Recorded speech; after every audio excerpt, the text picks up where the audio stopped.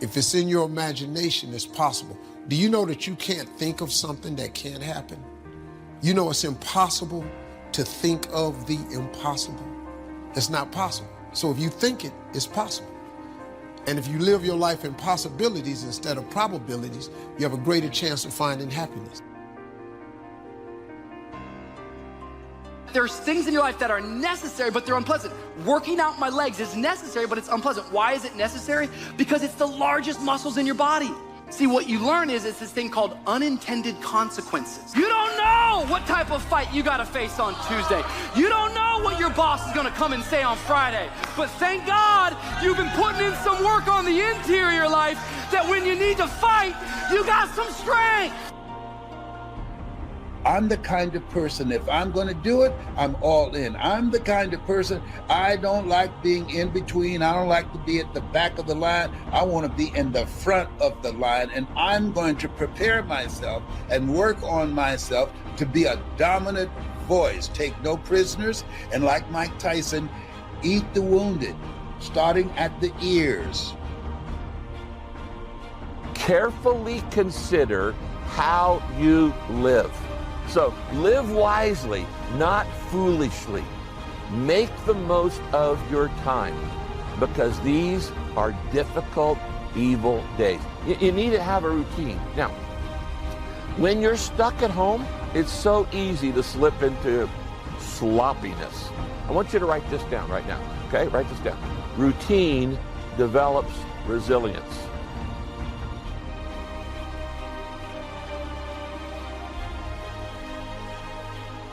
Taking responsibility for whatever happens to you. Knowing that you have consciously made the decisions that are now affecting you.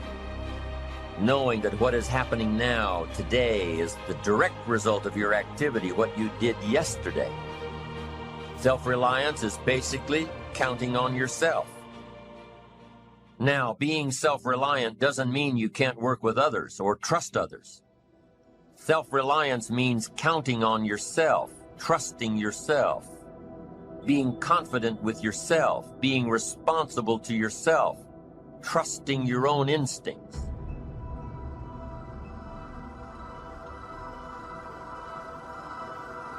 Trusting the conclusions that you have developed from your study of experiences and philosophies. Taking the credit that is due you. Learning from the mistakes that you have made, being self-reliant. Gestalt psychologists give an example of being self-reliant. They say that you're responsible for getting caught in the rain. They say that by deciding not to carry an umbrella every day, you have made the decision to endure an occasional drenching. Translation? By not being prepared, you make the choice of getting caught in some of life's unpleasant circumstances.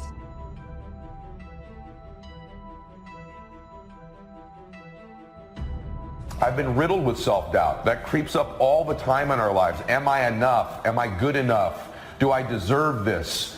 These are two of the most chaotic things that the adversary can do to us, or that we do to ourselves in our own minds, is to get ourselves doubting, to get ourselves discouraged, because you can't win when you doubt, and you can't win when you're discouraged.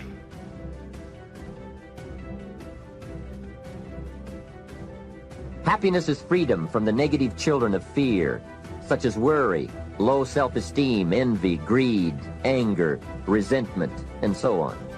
Happiness is an awareness and a grasp of the positive power of life and loving values.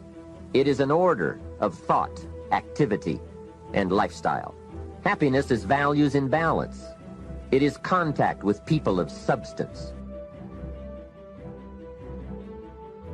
There's another dimension, which is trait conscientiousness, which is integrity and dutifulness, orderliness, industriousness, openness, which is like a hybrid between intellect, intelligence, roughly, and creativity. And so you can go there and find out how you compare to other people, and that's kind of interesting and useful, because it's kind of useful to know who you are, and to know that that's actually who you are, you know, that you have a nature.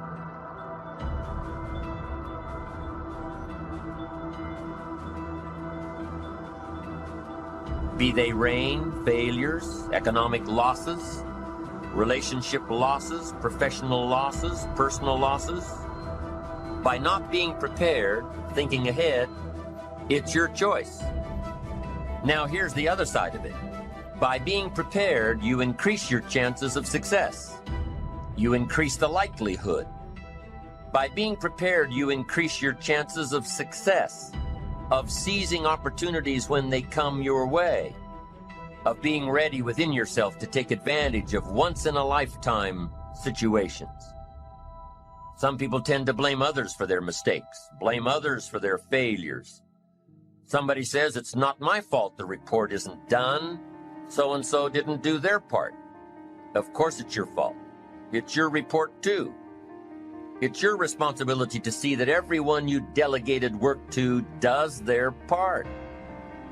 Now, you can't control what others around you do, but it's in your own best self-interest, your enlightened self-interest, that you stay on top of things, especially if it's going to affect your future. You think your boss cares that John didn't do his part? You think he sees John as the bad guy? Of course not. All he sees is that the report isn't done, bottom line. Be responsible for the things that affect you. You can make sure you're more responsible by checking in with those people who are working with you, the people who make up your team. You can be more responsible by saying, hey, John, how are you doing with your part?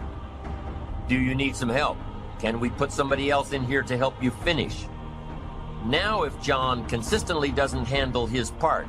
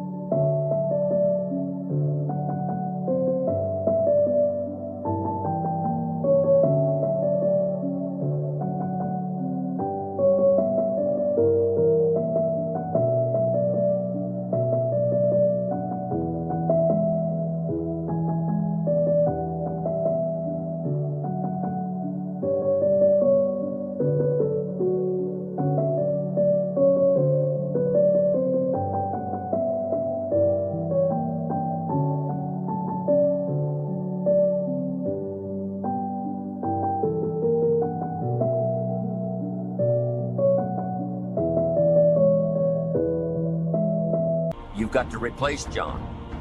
If he isn't doing his share, you've got to find somebody that will. Or what?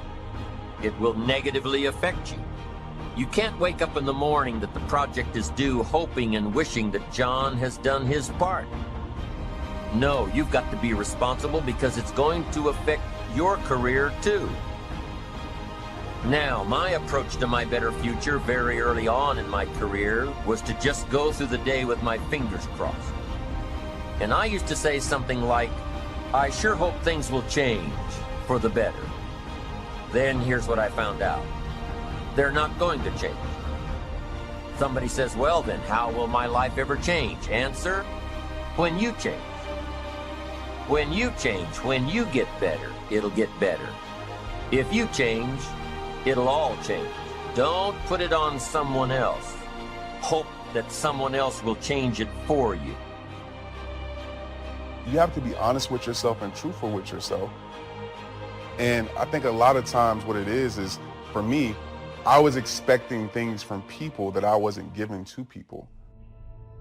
And so that's very selfish, you know? So I had to look at myself and say, you know what, this part of my personality needs to be changed. It needs to be fixed. So it's that reality that you have to have with yourself and that truthfulness, and not knowing that it doesn't make you weak by admitting these things. It doesn't make you less by admitting these things.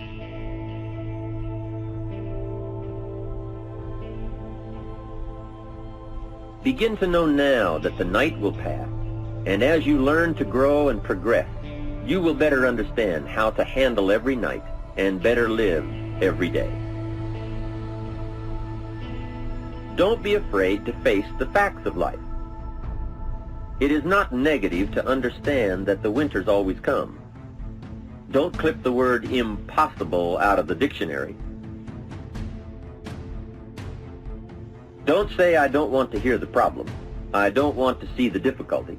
Don't show me the weeds. Don't say anything negative. Hãy cứ trân trọng xung quanh ta,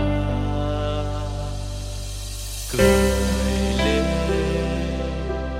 ngày mai đã đến. Ta cảm ơn cuộc đời đã cho ta thấy bình minh. Hạnh phúc là đây, tìm kiếm đâu chỉ xa vời. Có nhiều đây được rồi, không cần cao xa.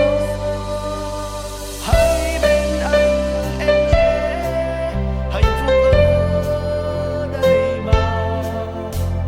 Tìm làm chi xa vời, hạnh phúc bên cạnh anh. Hãy nhắm mắt lắng nghe con tim. Only see the positive. That's foolish. There is a thin line between positive thinking and kidding yourself. And remember, there's also a thin line between faith and folly.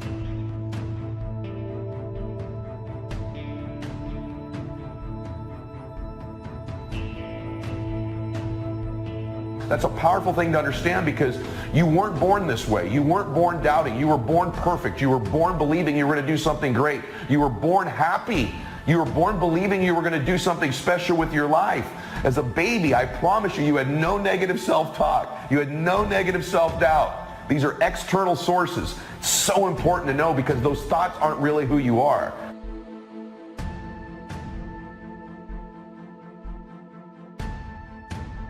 If you've had a dream, I guarantee you, you were born with that dream woven into your DNA. You see, dreams are deeply personal.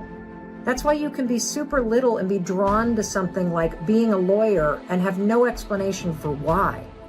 And this is important for you to understand because if you give up on your dream's gonna haunt you.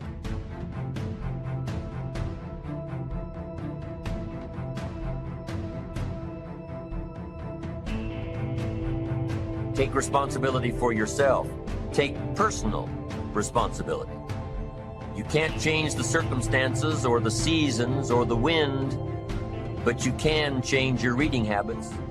You can change whether or not you go for the skills, burn the midnight oil, turn yourself around, multiply your value by 2, 3, 5, 10. That you've got charge of. That you have control of. You don't have control of the constellations, but you've got control over whether or not you go to night school, take adult classes, learn some new skills. You have control over that. And if you don't, that's your fault. You've got to take personal responsibility. You've got to be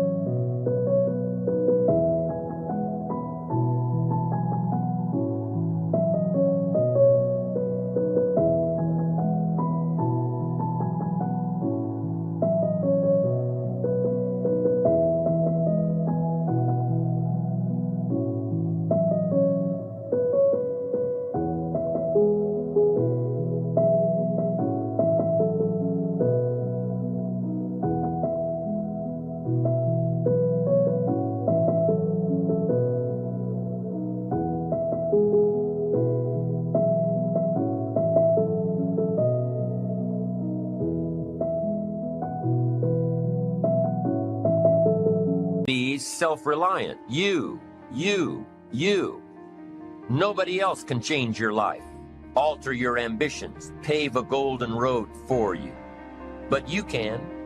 It's up to you. Be responsible for yourself.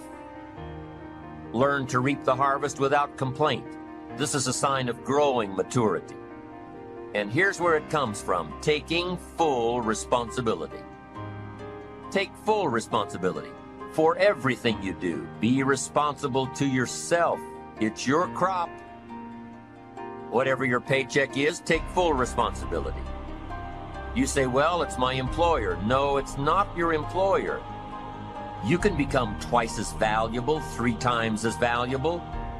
Burn the midnight oil, learn some more skills, bring more value to the marketplace. I'm telling you, whatever your harvest is, take it without complaint. Take it without blaming others. Self-preparation leads to control over your life. We discussed this in the last session. Whenever you prepare correctly, taking all of the steps you're supposed to take, doing everything in your power to stay on track, whenever your preparations lead to success, achieving your goals, you reinforce the disciplines that got you there. Success leads to reinforcement of the proper disciplines. If what you're doing is working, keep doing it.